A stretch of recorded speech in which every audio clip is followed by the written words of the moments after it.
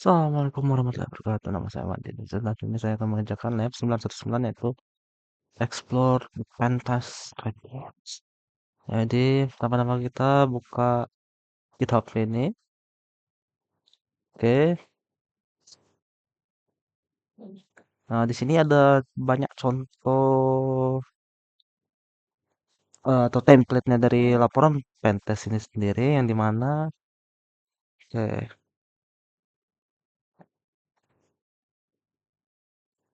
starting. Oke, jadi kita disuruh select dan review. Oke, pertama yang tiga tab aja begitu ya.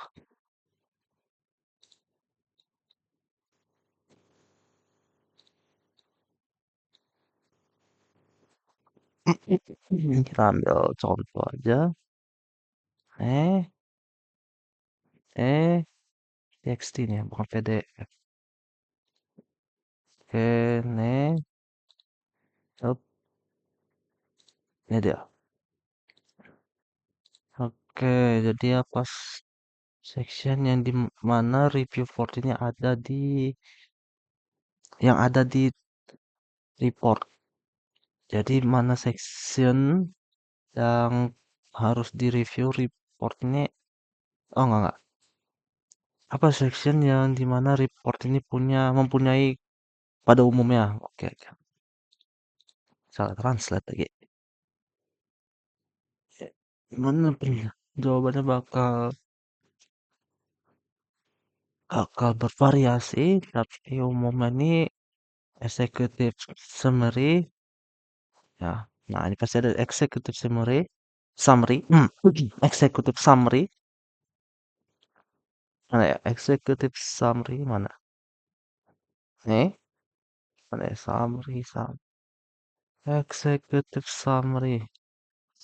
Nah, berarti ada executive summary-nya pasti. Summary. Terus ini summary doang sih, tapi umumnya ada executive summary, tujuan, nah ya, purpose,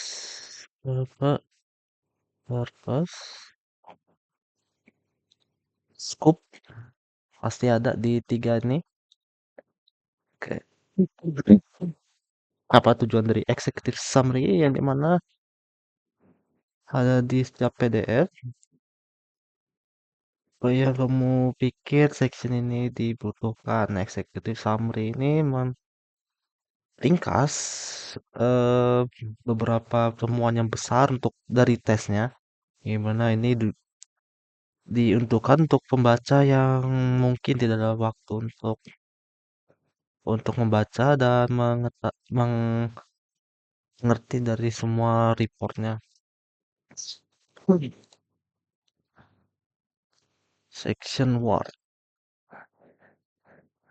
Okay, create your report structure. Review your notes.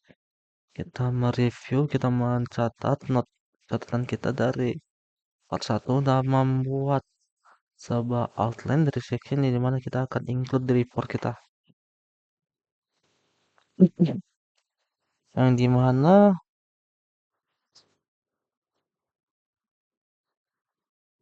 jawabannya bisa bermacam, dimana ini mungkin akan akan include beberapa dari hal yang sangat umum yaitu executive summary, purpose, dan juga scope, kemudian metodologi, temuan, rekomendasi. Saya juga ada, cuman kayaknya tidak boleh dikasih lihat karena saat kita pentest itu ada beberapa web yang mengizinkan pentest, dan juga ada yang tidak. Oke, jadi kita lihat saja jawabannya. Ada heading dan subheading, contentnya ada executive summary, terus em, ringkasan dari high level result yang dimana high level result untuk pembaca non technical, tujuan dan skopnya tidak ada A. Stop security awareness, B. Internet connected server, C. Internal networks, D. Web application, and E. Other connected device. Ini mana klien apa yang klien ini butuhkan, apa yang harus dites, dan di mana juga apa yang tidak harus dites. Yang pertama di sini ada requirement, kebutuhan untuk social engineering testingnya. Kemudian ada nama developer juga bakal dites. C. Apa part dari network internal nih yang ada, yang dimana tidak boleh dites ya. Terus ada web application juga kalau ada. Terus juga ada network device sebagai berikut IoT device, mau HP dan sebagainya. Testing process, prosedur. A. Security awareness, B. Internet connected service, C. Internal network, D. Web application, E. Other connect device. Yang dimana testing ini bakal berjalan em, apa social engineering apa tes social engineering ini yang sudah selesai dan bagaimana juga bagaimana web scanning ini selesai dan bagaimana caranya apa network internal testing testing in ya yang sudah untuk wired dan wireless apa bagaimana tesnya dan bagaimana. Hah? Oke, kita lanjut major findings. Ini yaitu ada beberapa ringkasan dari major beberapa ringkasan dari major finding dan yang dimana harus ditangani segera atau ASAP.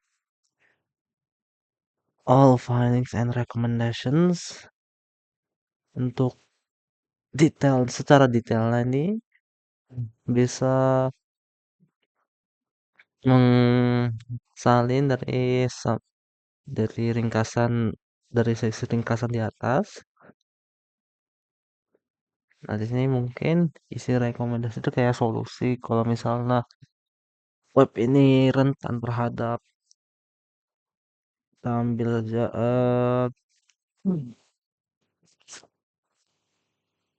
beberapa virus seperti DDoS. Mungkin nggak bakal pakai DDoS karena kalau pentestnya dilarang pakai DDoS, SQL injection. Jadi lebih tepat ini cross-site scripting. Nah, bagaimana cara mengatasi cross-site scripting ini pasti dijelaskan. Terus juga CSRF juga pasti ada juga dijelaskan karena pentest ini tidak boleh menggunakan tool seperti DDoS atau SQL injection dan sebagainya yang bahaya ya. Mana section 2 di sini ada assign content untuk melaporkan ya, masukkan konten ke section report di mana informasi di sini. Recommendation ini general menyewa manager cyber security. Terus ada yang kedua ini menguatkan kontrol security-nya admin yaitu ada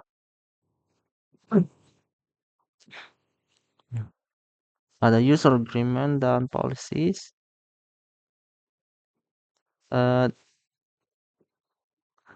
memberi penal oh memberi penalti ke device atau page yang tidak dikenal.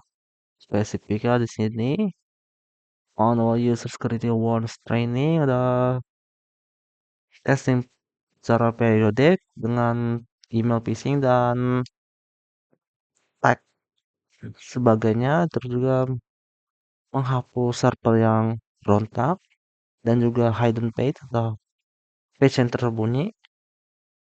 Menginvestigasi siapa yang memodifikasi role firewallnya. Terus kalau ada personal harus disiplin. Kalau enggak, personal harus disiplin juga. Terus juga menstabilkan dan jaga kondisi Windows, apapun itu berdasarkan ini, share ad hoc, membuat perlindungan password dengan polisi di domain Windows, terus juga audit lebih lanjut untuk AD dan SMB untuk semua kerentanan. Kita juga mengimplementasikan coding trainingnya yang aman, improve form input validation untuk mitigate, mitigate injection. Kita menggunakan parameter query untuk men-secret backend database dari input webnya. Nah, di sini ada selanjutnya. Perusahaan sudah ada pain yang bertumbuh yang dimana merujuk ke beberapa kerentanan yang dimana ini harus diubah dengan sukses yang baru. Postur security juga harus lebih modernisasi untuk menjaga suksesnya ini agar berlanjut dan kelanjutan bisnisnya. Staff baru juga bakal implement konstruktif comprehensive security program. Tujuannya itu adalah menjaga platform web, terus melatih pekerja security untuk terhadap word awareness atau kayak ya. Di jawabannya internal network vulnerability untuk akses file yang sensitif, rusak dan dimaling. Kerentanannya mungkin dari IoT atau device lainnya.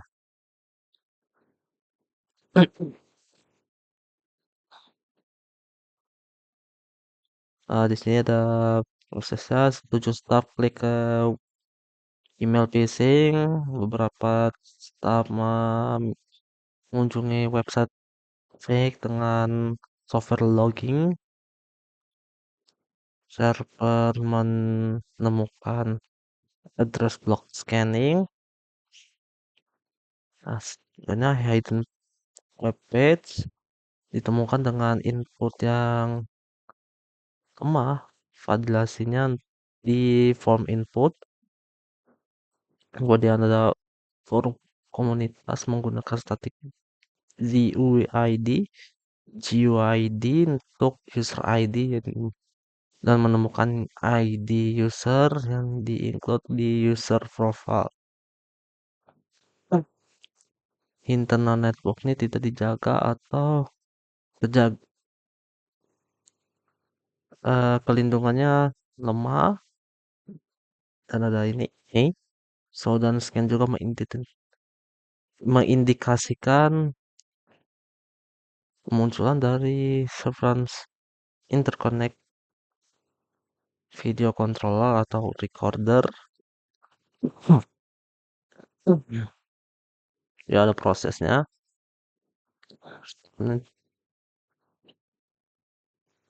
Nah, di sini sama aja jawabannya kayak tadi. Oke.